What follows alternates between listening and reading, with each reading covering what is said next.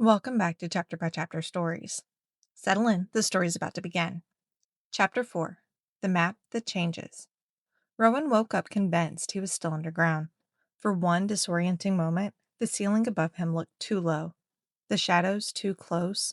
His heart raced as if he were bracing for stone to slide shut again, for the air to thin, for the walls to begin whispering. Then his eyes focused. His bedroom ceiling, the faint hum of the house. Morning light, dull and gray, leaking through the curtains. Rowan exhaled shakily and sat up. His hands were damp. The map lay on his desk exactly where he had left it. Folded, still, innocent. That bothered him more than if it had moved. Rowan swung his legs over the side of the bed and crossed the room slowly, as if the paper might react if he moved too fast. He didn't touch it right away. He just stood there, staring down at it, waiting for something. Nothing happened. Finally, he reached out and pressed two fingers against the paper. Cool, dry, normal. Rowan frowned. After everything that had happened, after doors opening and voices warning and stone ceiling shut, normal felt wrong. They met at the park without planning it. Rowan arrived first and sat on a cold metal edge of the picnic table, backpack at his feet. He watched the sycamore tree from a distance, half expecting the ground beneath it to split open again. It didn't. Maeve showed up next, her jacket zipped all the way to her chin despite the mild air. She didn't say hello, she just followed Rowan's gaze. "It looks the same," she said. Rowan nodded. "That's the problem." Eli arrived last, breathless, notebook already in his hands like it had been since the night before.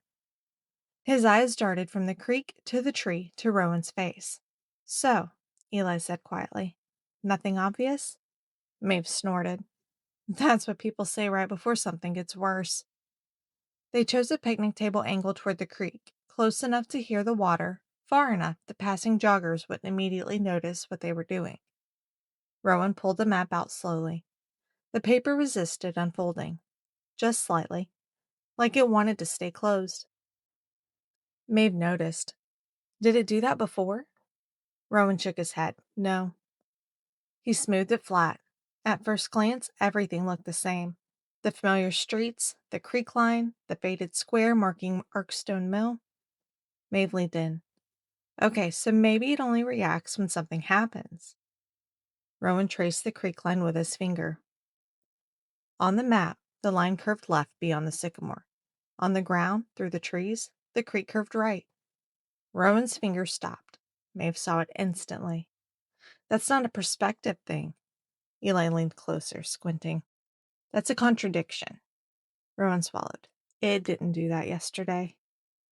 The paper trembled faintly beneath Rowan's hand. Maeve sucked in a breath. "Rowan." The creek line shimmered. Not dramatically, not suddenly. It adjusted. The curve shifted just enough to match the real water. Maeve whispered. "It corrected itself." Eli's voice was tight. "Maps don't do that." Rowan folded the map halfway, heart pounding. The paper resisted again. He unfolded it. A new detail had appeared. The square marking Arkstone Mill was darker now. Not ink dark, but shadow dark, like someone had pressed a thumb over it too long. Maeve straightened. "That wasn't there." Eli nodded slowly. "It's being emphasized."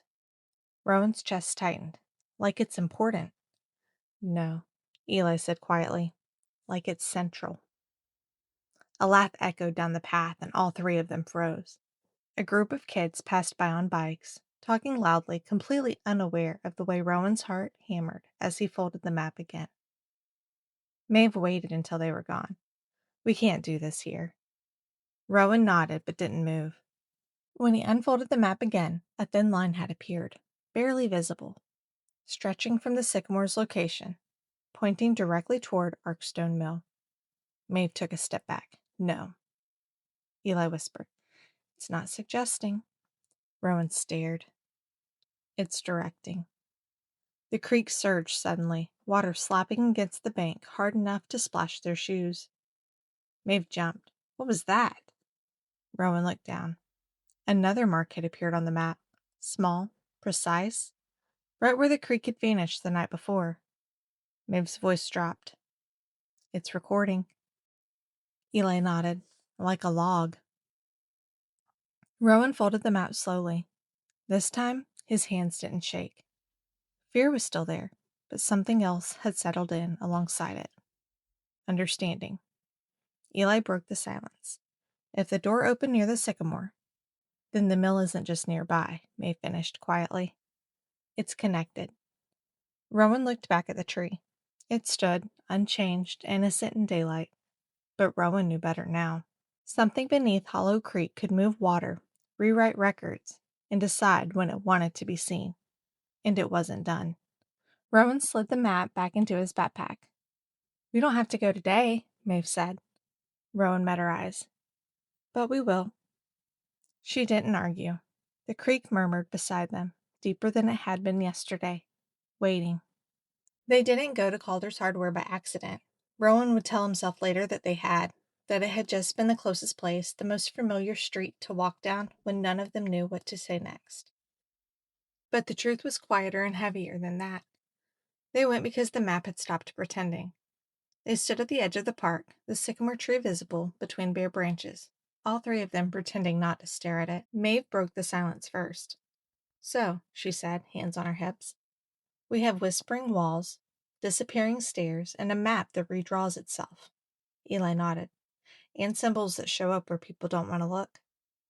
Rowan folded the map carefully. "Which means someone else already has."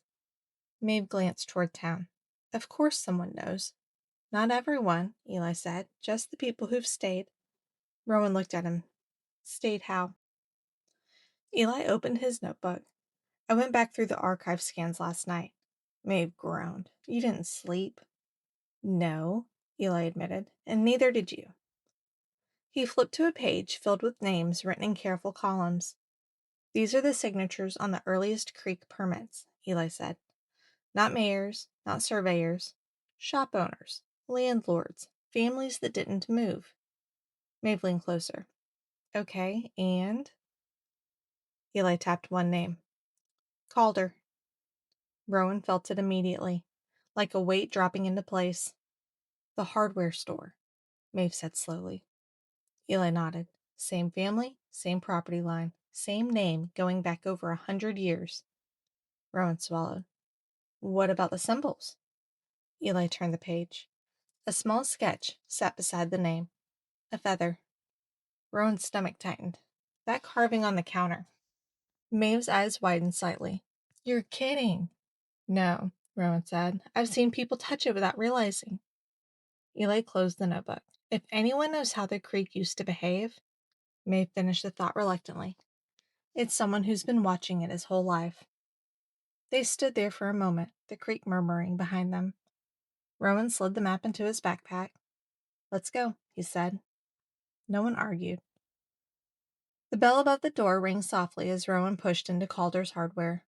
The sound was thin and tired, like it had learned not to announce things too loudly. The shop smelled like oil, wood, and dust, like objects that had been useful long enough to be forgotten. Shelves crowded with nails, wire, tools, and jars that felt permanent in a way people weren't. Mr. Calder stood behind the counter, working on something small in metal. "You're early," he said. Rowan froze. They hadn't spoken. Mr. Calder set the object down, wiped his hands, and looked up. His gaze landed on Rowan's backpack, specifically on the folded corner of the map peeking out. "That's your grandfather's," Mr. Calder said quietly. Rowan's throat went dry. "You remember it?" Mr. Calder didn't answer. He walked past them and flipped the sign on the door from open to closed. The click echoed. "I remember a lot of things people don't like to talk about," he said. Maeve stiffened. "We're not buying anything." "I know," Mr. Calder replied. Eli swallowed. "Then why close the shop?" Mr. Calder met his eyes.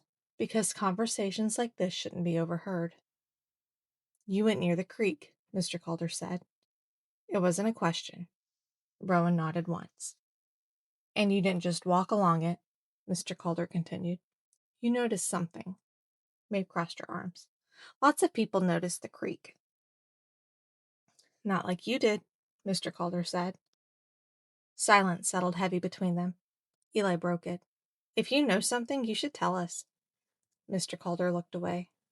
There are places in Hollow Creek, he said slowly, that don't belong to the present.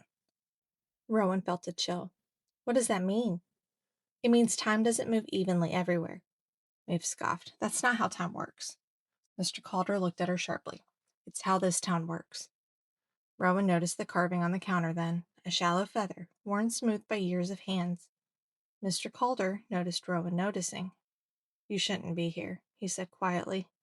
Eli frowned. You already said that. I mean now, Mr. Calder said, asking questions, following lines meant to fade. Rowan pulled out the map. Mr. Calder stepped back from it, like it could burn him. You didn't open anything, Mr. Calder said. Did you? Maeve's head snapped up. Open what? Mr. Calder closed his eyes. That answers me. Rowan's voice shook. What's under the sycamore? Mr. Calder whispered. A mistake? Eli countered. A passage. Mr. Calder opened his eyes again. A responsibility. The creek isn't just water, Mr. Calder said. It carries memory, pressure, consequence. Rowan felt cold creep up his spine. So the voices? Mr. Calder's eyes snapped to him. You heard them? Maeve answered. Yes. Mr. Calder's shoulders sagged. Then it's begun. Eli whispered. What has? This is the only warning you're getting, Mr. Calder said, voice firm again. Stay away from Arkstone Mill. Maeve stiffened. We didn't mention the mill. You didn't need to, Mr. Calder replied. Why that place? Eli asked. Mr. Calder's jaw clenched. Because it's the hinge. Hinge for what? Rowan asked. For keeping things where they belong. Maeve's voice sharpened. That sounds like control. It is, Mr. Calder said quietly. They left the shop moments later, the bell ringing behind them. The street looked normal. It felt wrong. They walked a block before Rowan stopped. He pulled out the map. The paper was warm. The square over Arkstone Mill pulsed once, then stopped. Maeve whispered. It reacted. Eli nodded. To him. Rowan felt the pressure before he saw it. Someone watching. Maeve murmured, Don't turn around. They didn't. The feeling faded only when they turned the corner. Rowan glanced back once. The warning hadn't been about where not to go. It had been about what would happen if they kept going anyway. The map, warm against his back, felt very sure they would. End of chapter 4. If you're enjoying the story so far, please leave a comment below and come back next week.